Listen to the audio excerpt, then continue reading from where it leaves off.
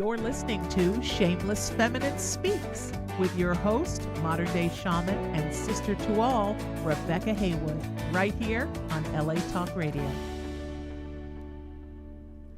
Hello, everyone, and welcome to Shameless Feminine Speaks, the only show on LA Talk Radio for all you shamelessly shameless women, men, ladies, and misfits ready for the feminine re-evolution. That's right. And tonight I am joined, as always, by my dear friend and my lovingly irreverent co-host, Shameless Sheena. I just sit here and grin like a fool until you introduce me. The first 30 seconds of the show, just me going, because I love you all and I love you. It's good to see you. Welcome back to California, sweetheart. Thank you. Yeah, I just got back from Washington. I had a lovely workshop there, developing emotional presence. And, you know, it's in part the inspiration for tonight's show. Beautiful. But also last show, as always, inspiring this show. Tonight's show is called Unmasking the Villain.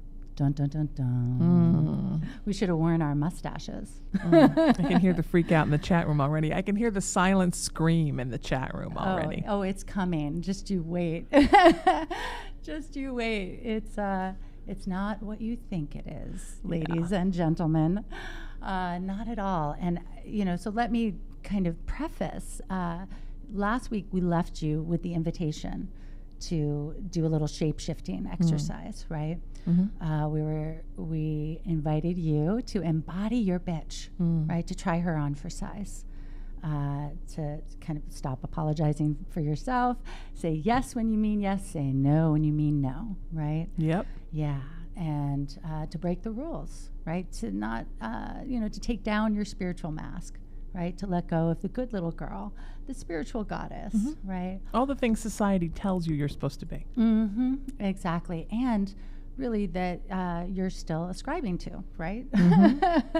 Because, once we're adults, we're the ones living this life, right? We're the ones, it's your life, your rules, right? Yeah. And so this show is, we're kind of continuing that, and yet, as usual, I like to kind of flip things on their head a little bit. It's still your life, but now it's Rebecca's rules. Yeah, exactly. So we're kind of flipping this bitch a little. Okay. Not literally flipping the bitch, although you might feel like doing that to me by the end of this show. Okay. Yeah, I might be the villain in your book by the end of this show, and that's okay.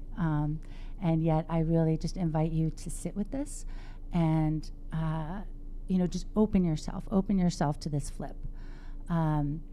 So what I will share is that at this workshop, and kind of what really reminded me and kind of inspired me to go here with you all is that I asked the women, happened to be all women this workshop, and I asked them what their favorite emotion was and what their least favorite emotion was.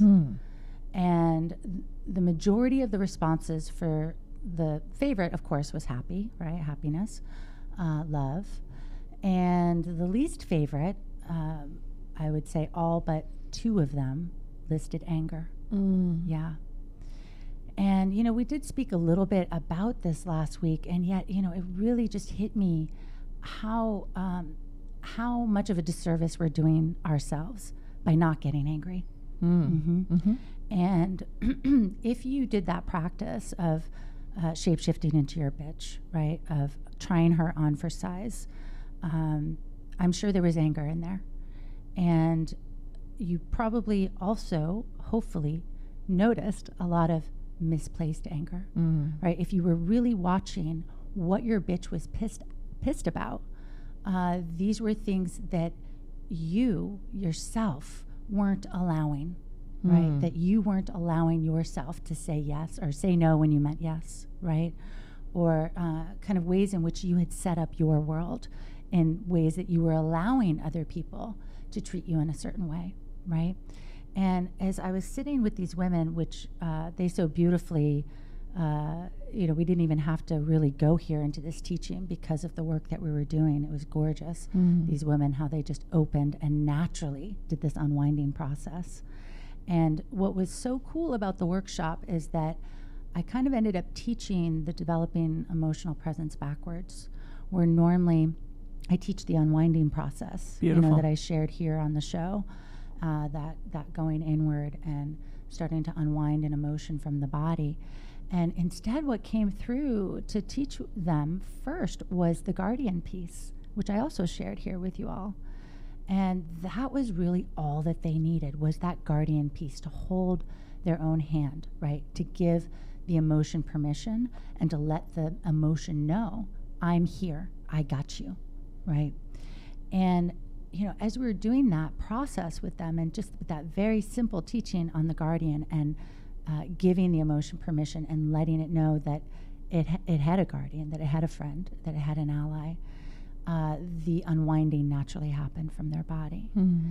And as part of that guardianship, it was very unspoken, but because everyone had shared that resistance to anger, mm-hmm. that kind of, I don't want to feel angry, it was very natural where these women stepped into this place of, you know what, like, it's not okay, mm-hmm. right?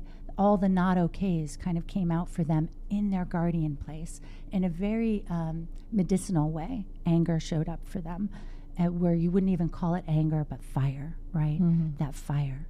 And that will fire, right? Instead of willpower, will fire, right?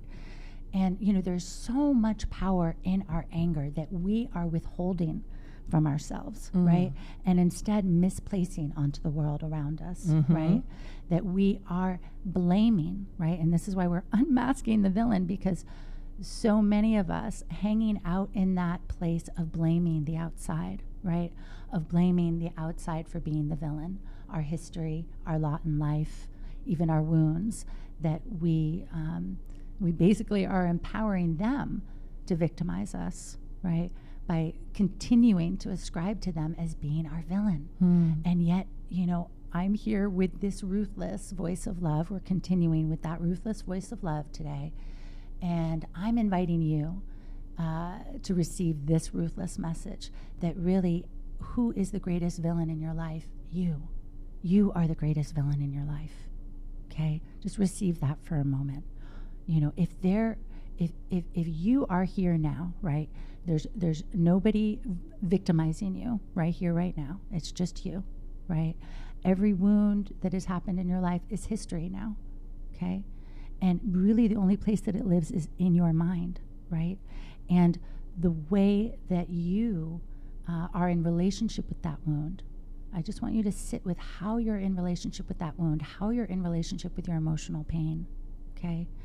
And how that relationship is very much like a villain, right? In archetypical, work, right? We can name, the villain, and we can name the victim. Mm-hmm. And I did this work with Miguel. And I remember as he was introducing them all, there's the judge, the victim, the villain, the victim, the princess, and the prostitute in his archetypal work. It might be the prostitute next time? Yeah. Oh, it's a good one, the prostitute. It's a really good one. That's a good one. I like to be the prostitute. Yeah. I haven't been the prostitute in this life. Oh, we could do a whole show on that. There's still time. Help Sheena become the prostitute is our next topic. Well, I think you'll be surprised at how much of a prostitute you have been, actually. Yeah, just not in the fun ways. Yeah. And yet, as I was doing this work, okay, and I could identify all these archetypes really easily, of course, all right? And except for the villain. I couldn't identify the villain. I was sitting there and I was really trying to find, and by identify them, I mean the assignment was what's the voice of the villain inside of you? What are the emotions of the villain inside of you? And I had this long list for all the other archetypes except for the villain. And I was going, I guess I don't have a villain. I guess I don't have a villain. If only. Right? And, what came to me, because as I was hearing myself say that, it was oh, yeah, actually, that's probably the one that I really need to look at the most, right? That's probably one that is really ruling my world, and I'm just, it's so out of my sight, my line of sight of awareness. And so as I sat with it, I started to recognize the villain as my shadow, right? That the villain was so hidden from me because I had pushed her into the shadow. And I started to identify then, which is very obvious to me now, and might be obvious to many of you out there, that the villain was everything I had shamed. So I was so practiced at being the good little girl, so practiced at being the nun, the perfectionist, even the victim, that I hid my own villain from myself. And so you could say my villain was the shadow, everything that I held in shame, everything that I deemed as bad, as weak, as not good, as not spiritual, was my villain. And so that was my kind of introductory journey with the villain. And yet, through my journey of healing trauma, I started to see the villain in a very different way, okay? I started to recognize, oh, wait a minute, on this archetypal circle, the villain and the victim sit right across from each other. And actually, I started to see that my villain wasn't just what I held in shadow and shame. My villain was actually my victim. My villain, that voice of I can't, right? That voice of doubt, that voice that held me down, that tied me to the tracks, right? That was the victim, right? That victim voice of I can't. And so if you really just sit with this for a moment and feel that place of victim stance inside of yourself and what that does to you, right? How that holds you in a wounded place, how it holds you in a paralyzed place, in a place of I can't. That's the binding, right? That's tying you to the tracks, waiting for the train to come, expecting the train to come, because that's what the victim expects, right? So the victim is actually her own villain. And I won't be the first one to say it. Every good victim needs a good villain, right? And, in my life, it became so clear to me as I was healing trauma that victim stance was, yes, I was the villain, and yet that victim stance inside of me was attracting the villains into my life, right? My victim needed a villain, right? My victim believed that she wasn't enough, believed that she deserved, right? The abuse, that she deserved something other than love. And so that victim was, a self-created villain, but also was actually attracting the villains in my life, was actually attracting what we would call bad luck, right?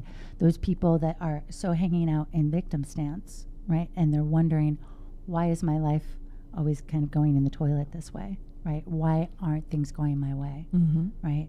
Because they are acting as their greatest villain, And this awareness, when we can come to this place of recognizing, instead of pointing outside of ourselves and looking at the villains outside, right? And instead looking at that villain inside, we become so empowered. It actually empowers the victim, right?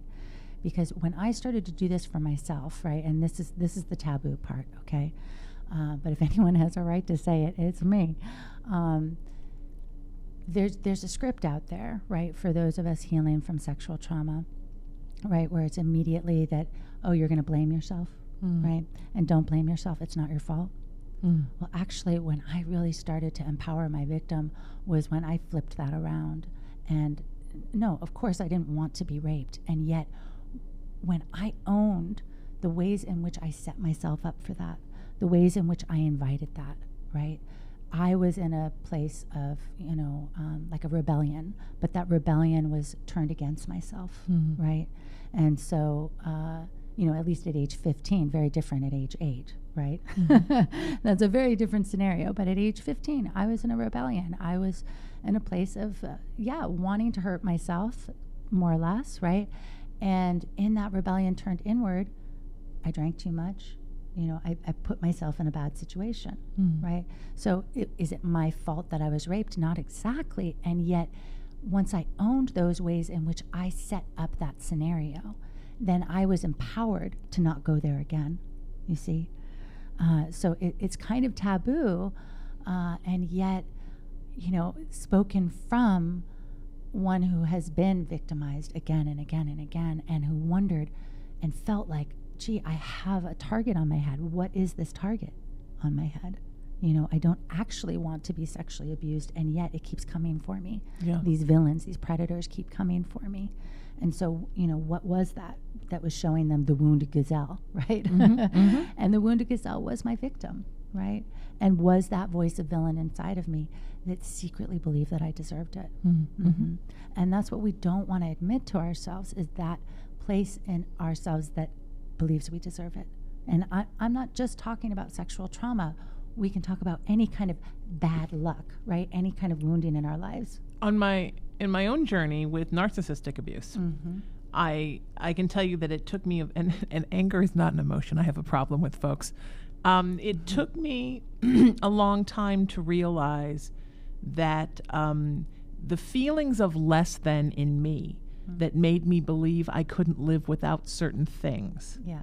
That desperation that built up inside of me, that I needed people to help me with my work, that I needed to be partnered, that for some reason I couldn't do it alone, stemming from a very lonely childhood where we moved all the time, and genetically inheriting my mother's loneliness from her hideous childhood, which I cannot even compare mine to. But I think we genetically pick things up from our folks, and I think I inherited her fear of loneliness. I drew narcissistic people to me because my desperation was just coming out like a Renews-It. Like somebody pulled the top of a Renews-It up, and the scent of desperation was going all over the world, and the vampires came. So I had to take responsibility for what in me, and I sort of like responsibility instead of blame, because I think blame triggers a lot of people. It doesn't trigger me, I'll say it. But I had to take responsibility for what was my part in this.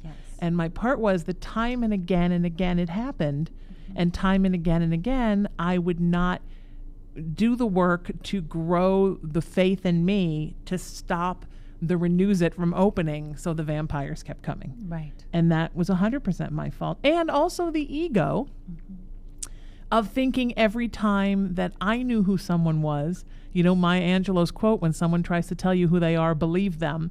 But no, I saw the good, and I knew I could change them, and they were all going to be different with me. It took me a long time to realize that's a kind of ego in thinking that you're going to change somebody's darkness because you darn well, you just want to, and you're a good person, and you can make anything happen.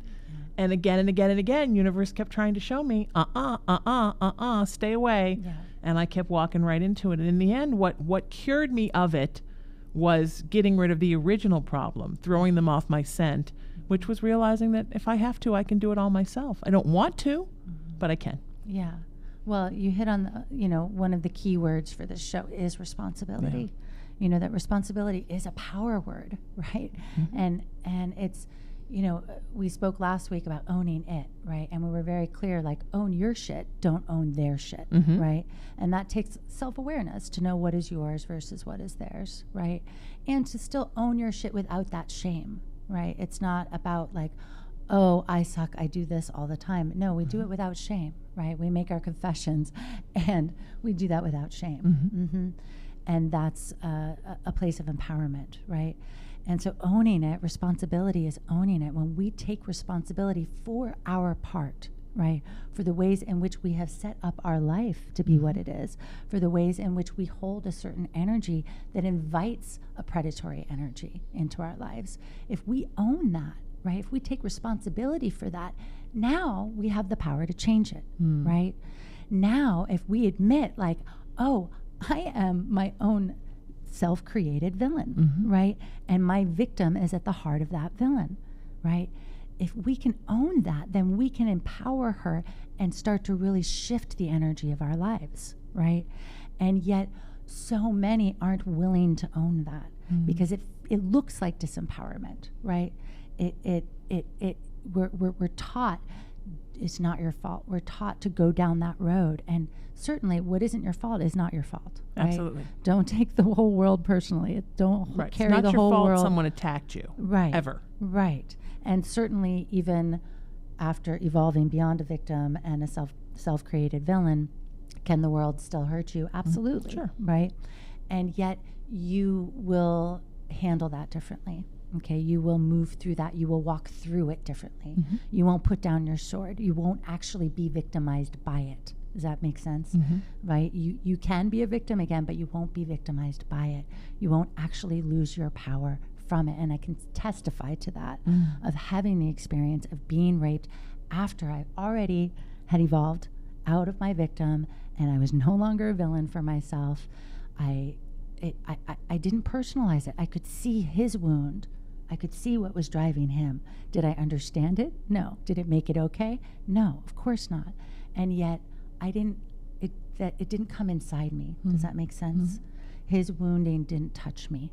Okay, his hands might have touched me, his everything else might have touched me, but that wounding didn't come in, it didn't stick, it didn't have a place to stick to, because I didn't see myself as that victim. Okay, so there's a very different experience that we can have with life, that it's not that we will avoid wounds, and this isn't even a message to ignore your victim and to shame your victim. No, it's a different way of walking in guardianship with her, okay, where you recognize that place in you that is holding villain, right, and that is attracting those villains into you, and you take ownership for that, right? You take ownership for the setups in your life, right? When I did this shape-shifting exercise way back when, of embracing my bitch, and for me, I didn't have that language of embracing my bitch. I was actually befriending anger, okay? And it was about 2 weeks where I was doing this process, and because anger was not okay in my world, and so I just gave myself permission to just get angry. And I also gave my partner, who I was living with at the time, fair warning, right? I'm befriending my anger, watch out, don't take it personally. And, it was beautiful. He gave me the space for it. What I noticed, there were a few things that I really learned from that, was that what I was angry about, were things that I had set up, right? I was angry that there I was vacuuming the house by myself and he wasn't there. He was off surfing, right? And there I was vacuuming the house.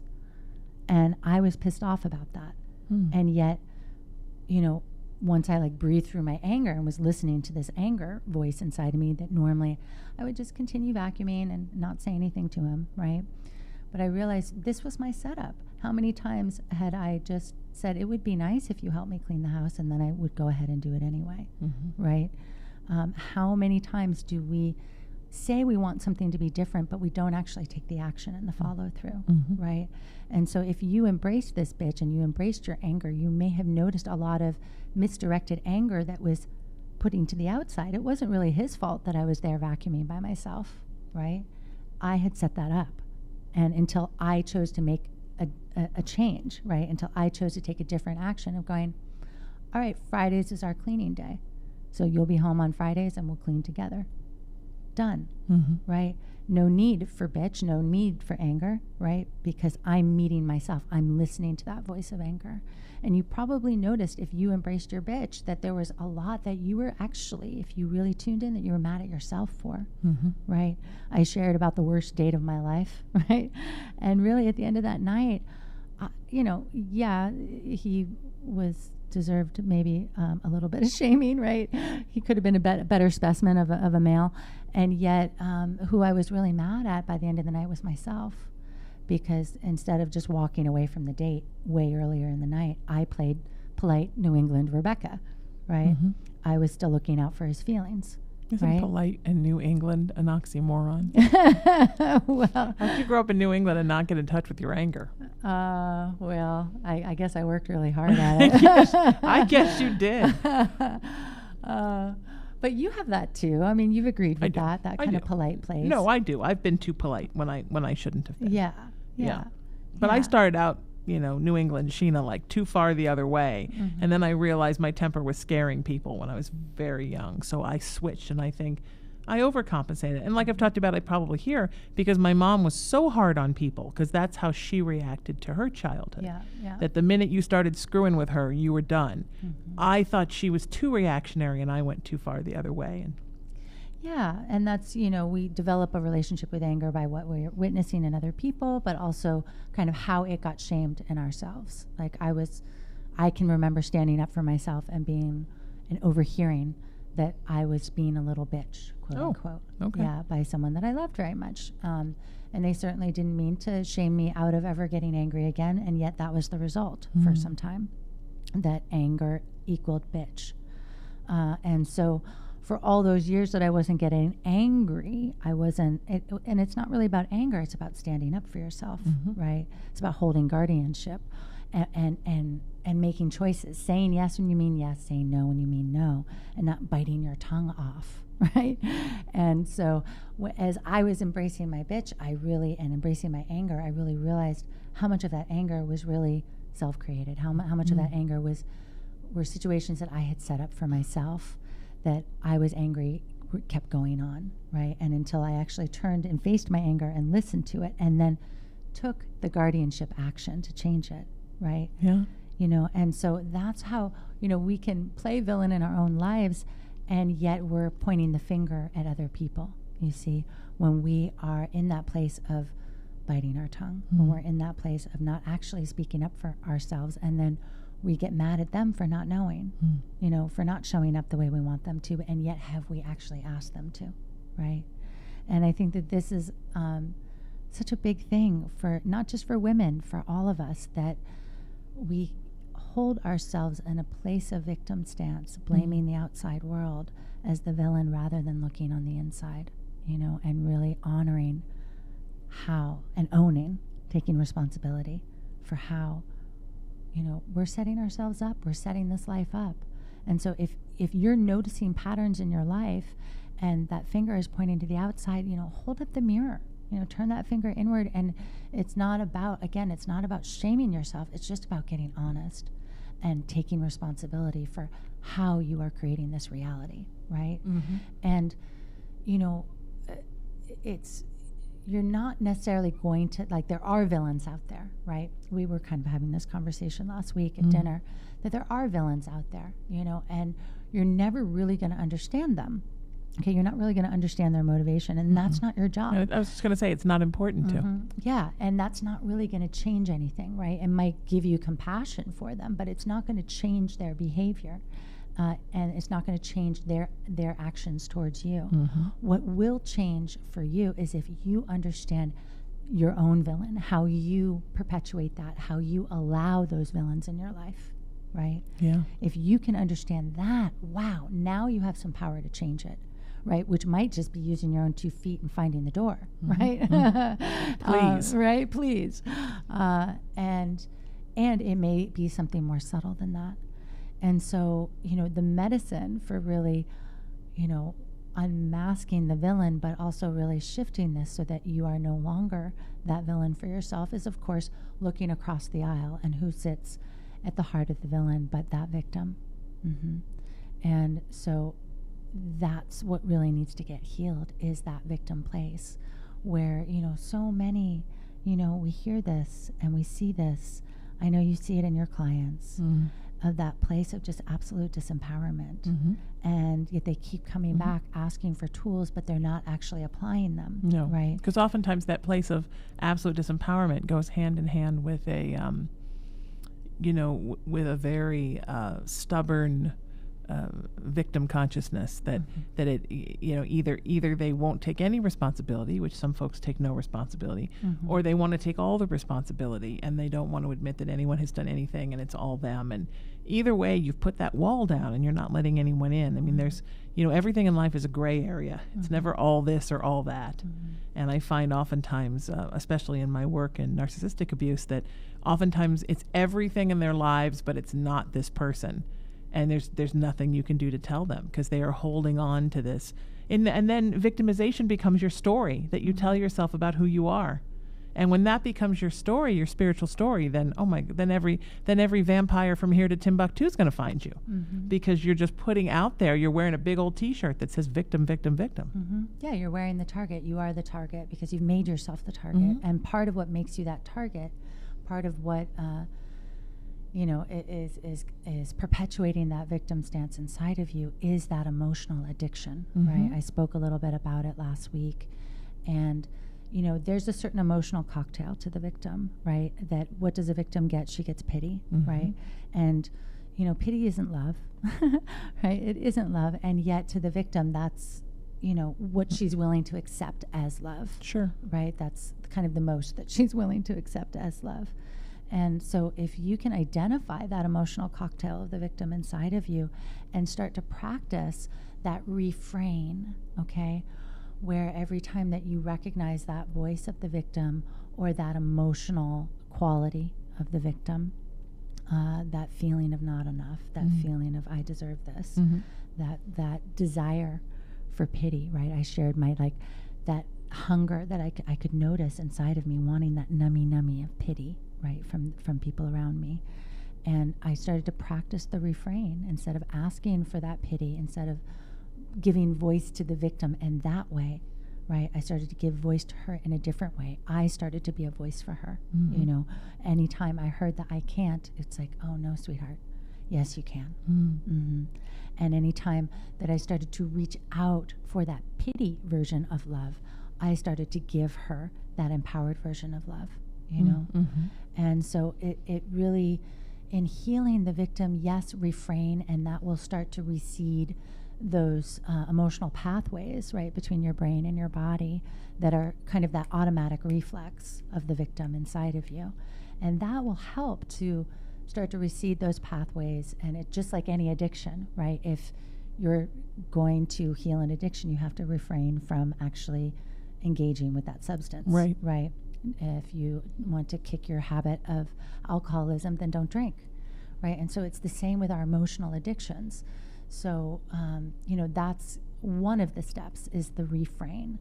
And it's really important when we're practicing the refrain that we're not crossing that line into repress, right? Into repressing. And hopefully with all of the shows that we've done on developing emotional presence and on that superpower of emotion and really holding guardianship and mothering yourself through those emotions, you know better now than to repress, that that's not the message here, that it's not about shaming down those emotions and stuffing them. Actually, it's about holding guardianship and empowering them, right? Holding their hand and showing them a different way, right? I had to show my little girl a different way. I had to show my trauma self a different way, how to be here as an empowered woman versus in this place of constant victim stance, you know, and show her real love, right? And certainly I had allies along the way that helped me with that, people outside of myself that were true allies that didn't want to be my villain, that some wanted to be my hero, right? So that's the other thing that a victim attracts, are beautiful heroes along the way. And, you know, use them as a crutch for a time until you get strong, right? That's okay. But the point is to be so mindful of the relationships in your life, your relationship first and foremost with yourself, but also with the relationships outside yourself. And are they feeding that victim, right? Or are they inviting her to stand up, right? And so often a victim doesn't want to actually stand up, right? We're very comfortable in our disempowerment, and it sounds bizarre, but we are. We're very comfortable in our disempowerment, and we don't want the responsibility. We're afraid of that power, which we spoke about last week, right?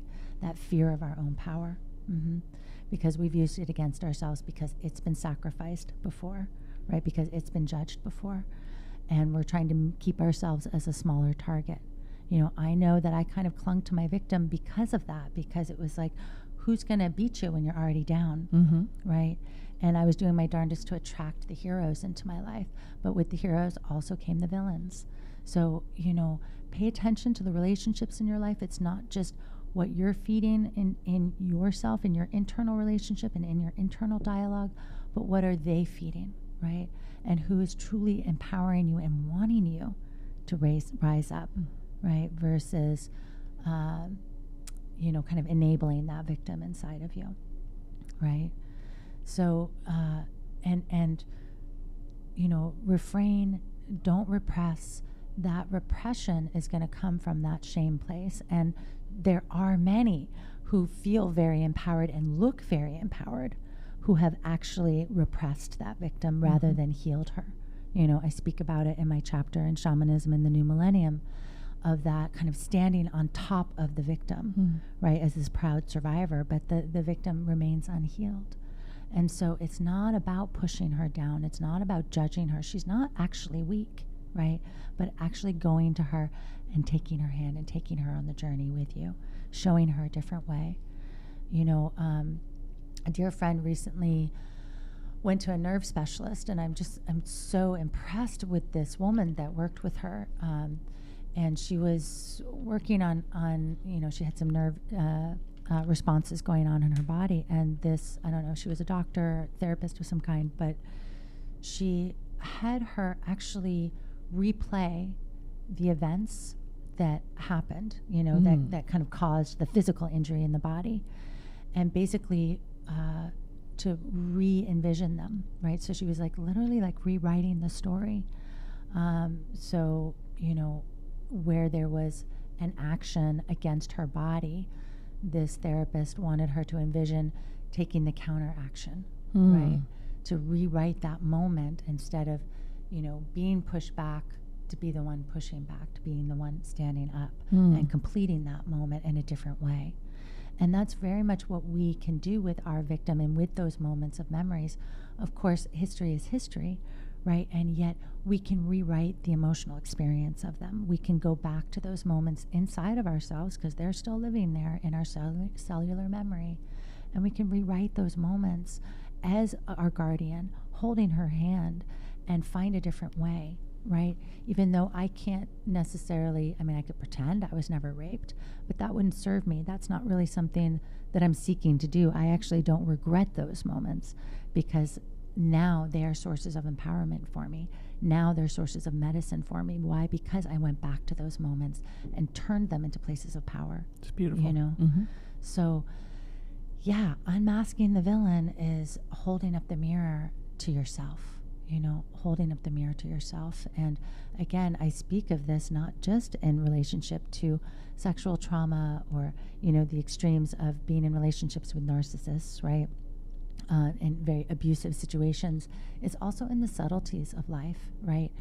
I shared about the journey to Teotihuacan and how we broke from the patriarchy, right?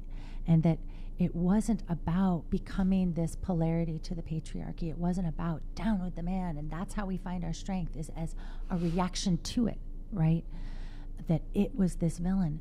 No, actually, how we broke from the patriarchy was that we owned our history. We owned our wounds. We owned our victim, and we owned our villain. That nothing else existed outside of ourselves.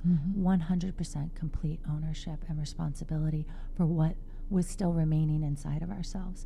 And that's what gave us the power. Now the pen was in our hand to start rewriting our story. This is where I pop in and say that there are more women on the planet than men. If all of us did that today, tomorrow there would be no more patriarchy. Because there's nothing holding us back anymore. There's nothing holding us down.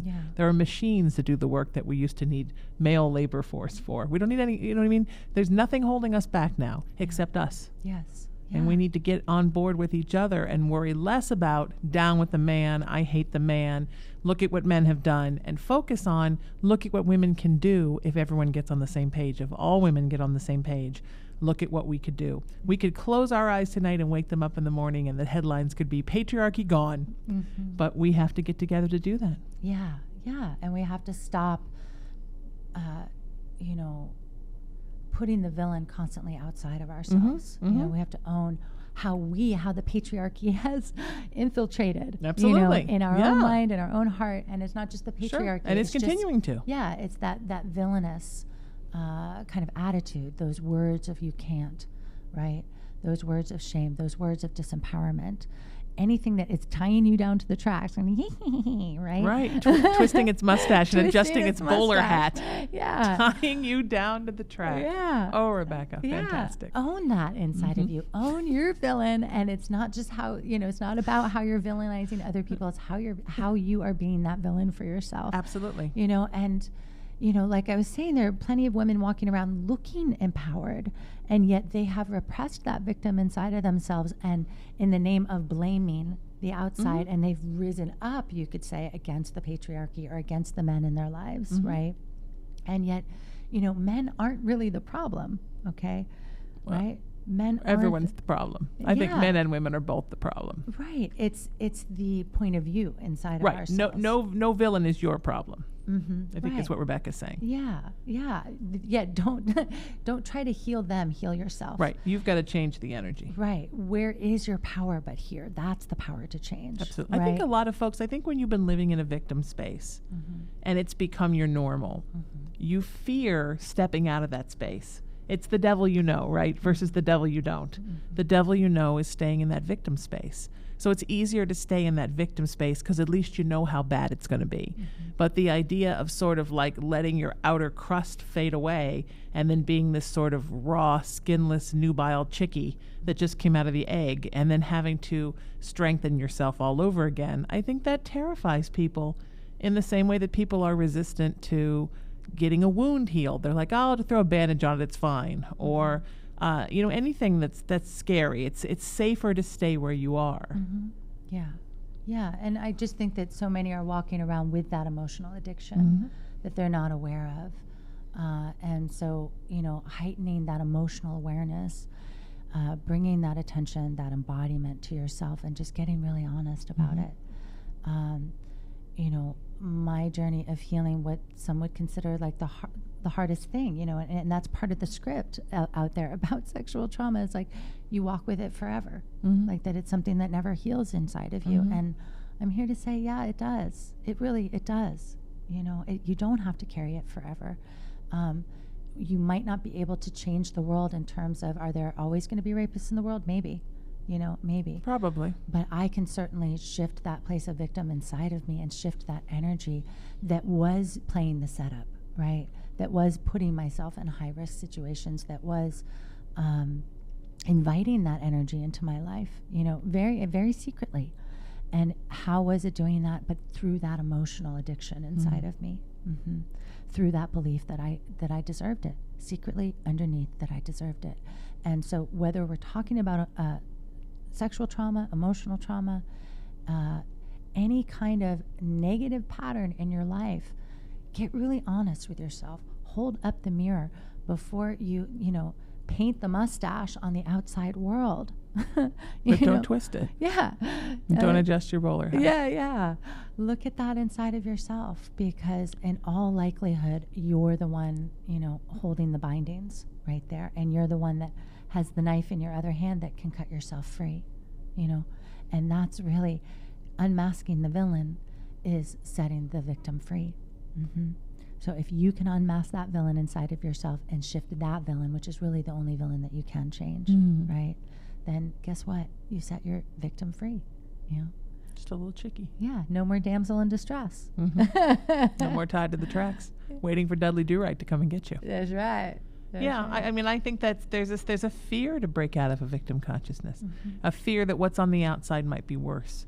And also I think a lot of folks, and I think we're all guilty of this to a certain extent, know that when there's no more excuse, when the incident or incidents that have happened to you, when the abuse that's happened to you, when you've overcome that and said goodbye to it, then what's the excuse to not move forward and do the work? I think a lot of people hang on to traumas as an excuse to not have to evolve, because evolving is scary. Moving forward, doing the work, changing, growing, it's scary. And if you say, well, if I let this victim consciousness go, what else will happen? Who will I lose from my life? You're used to, like you said, the pity num-nums. And if what if you think those are the only num-nums you're ever going to get? And you're not going to get them in any other way. So what if I stop with the pity and then no one ever pays any attention to me ever again? I think there's, Yeah, it's a one way that we have learned to get quote unquote love, right? And so, we might be afraid of losing that source of love, and we might be afraid of, kind of becoming a target again, right? Because we weren't always a victim, right? And I certainly was a feisty little girl, and so, did I blame that? Was that part of what I blamed inside of myself? Did that attract? Was I a larger target for that reason? I don't know.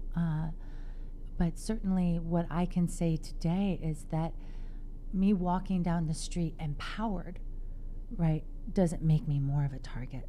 In fact, it makes me less of a target. Sure, awareness, be aware, and be safe in that awareness.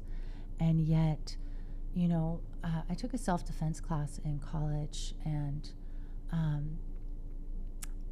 he was a wonderful teacher, and I really loved everything that he shared. It helped me find my power again in so many ways. And yet the one thing I didn't agree was at the end of the class, he asked, at the end of the series of classes, he asked, how many of you are more afraid now than you were when you started the class? And every woman, I think every woman in the class raised her hand except for me. Wow. And he said, good, that'll keep you safe. Mm. And, that just didn't sit right with me. And it really actually went against something else that he had shared with us in that class, which is he was talking about a serial rapist, a known serial rapist that had since been caught. And one of the ways that he would pick his victims was, I think he was like the supermarket rapist or something like that. And he would have his cart in the supermarket, and he would bump into these women, like, people like accidentally bump the back of your heel. And the women that kept apologizing were the ones that he would choose as his victim. And so it really kind of went against that, because that was like, oh yeah, if I'm holding an energy of strength, then he's not going to choose me. I'm that easy prey. And another thing that this man taught us was to, if you find yourself walking at night alone, to hold yourself strong, tall, right? And that's even just out hiking. What do? When you run not a bear, but like a mountain lion, you make yourself look bigger, right? So that empowerment piece doesn't make you a bigger target. It makes you less of a target, right? If you constantly go through life with that point of view on yourself that you are prey, then guess what? That's what you create, So yeah, that fear, I mean, I can relate to that, that it was scary as I was stepping out, and it felt lonely for a time, very lonely. And yet there was power in that, because the victim always needed a hero or a villain, and that was kind of where she oddly felt safe, right? Even though she was further disempowered by those relationships, she felt safe. It, like you said, it was familiar, right? And so it felt very lonely, because I suddenly was the one that had to hold my own hand, right? I was the one that had to take responsibility. I was the only one here, creating my emotional experience. I was the only one speaking the thoughts in my head, nobody else. I was no longer victimized by the patriarchy as a whole. This was my ownership. And so, yeah, it's kind of lonely place to own yourself completely at first. But then as you shift through and you start to really feel that power starting to return to you, right? You become your own best friend, and that's one of the greatest things that you can give yourself, is to be your own best friend. And it comes back to that guardianship. It comes back to that place of mothering yourself, right? But not overindulging, right? We spoke about that last week, of over-mothering yourself, which is what so many victims will do, right? In that place of keeping themselves disempowered, keeping themselves infantilized, it's you get to hold your own hand. You get to be your best friend, and you get to be your best cheerleader. And when you stop relying on other people to be that cheerleader for you, not that you're not allowed to use others as a cheerleader, for sure, go for it. We all need allies. I need allies. I need an ally today. And I called my best cheerleader. And that's one of the ways that you serve yourself as your own best friend, right? Is that you choose your allies wisely. And yet, don't over-mother yourself into that place of stagnation, into that place of disempowerment. Mother yourself as you would a child that you want them to be empowered. You want them to stand on their own 2 feet. And it's the same as we start to shift this relationship with our victim. Yeah. So, this is my invitation to all of you. I know that, at least in part, some of what I shared today may not sit comfortably inside of you, and that this may initiate a process that isn't comfortable. And yet, it is going to be the greatest gift that you give yourself if you are willing to go for it, and to stop displacing that anger on the outside, and get real honest with yourself about all the setups that you've made in your life, about how you've been playing villain for yourself, and how that victim is sitting in the heart of that villain. Yeah. So if I can do it, I know you can do it. And it will change your whole world. And Sheena and I are always here for you. Yeah. this is not a shaming of victims. This is, I'm defending you against your own victim. That's what this is. You know, I don't shame your victim. I want to empower you. I want to defend you against that villain inside of you that says you can't. Okay? So we're here for you always. Private sessions, reach out via Facebook. Our Facebook group, Shameless Feminine Speaks, if you're not already on there, please join us there. You can find me on social media at Shaman Sister. You can always message me there. My website, RebeccaHaywood.com. You can find Sheena. SheenaMetalSpiritual.com. I am raisingyourvibration.com, and my nonprofit is raisingthevibration.org. Yeah. And social media everywhere. Sheena Metal. Yeah. There's only me. Yeah. And an anime character from Thailand. No, I think there used to be, but now I think it's just me. Oh, well, that sounds fun. Isn't that fun? I've never been an anime character or the prostitute. We'll do a show on that, and you know you're going to find out. Oh, I've been a prostitute in many ways. I've worked in entertainment my whole life. Yeah. So please, we want to hear from you. Jump in the chat room. We do go back and visit those comments. So if there are any questions, if there's anything that kind of hit you that is lending some confusion to you, please ask those questions, or you can private message us if you're too shy to ask it out loud. But remember, your question might be what somebody else is wondering too, and that question might really help them. So please have the courage, speak up, use your voice. As we know, this is one of the greatest sources of our power, to stand up and use our voice. So please do. We love you all. And we'll see you back here next week, Tuesdays, 7 p.m. Pacific. As always, Shameless Feminine Speaks. And we love you so much. We love you. You're listening to Shameless Feminine Speaks with your host, modern-day shaman and sister to all, Rebecca Haywood, right here on LA Talk Radio.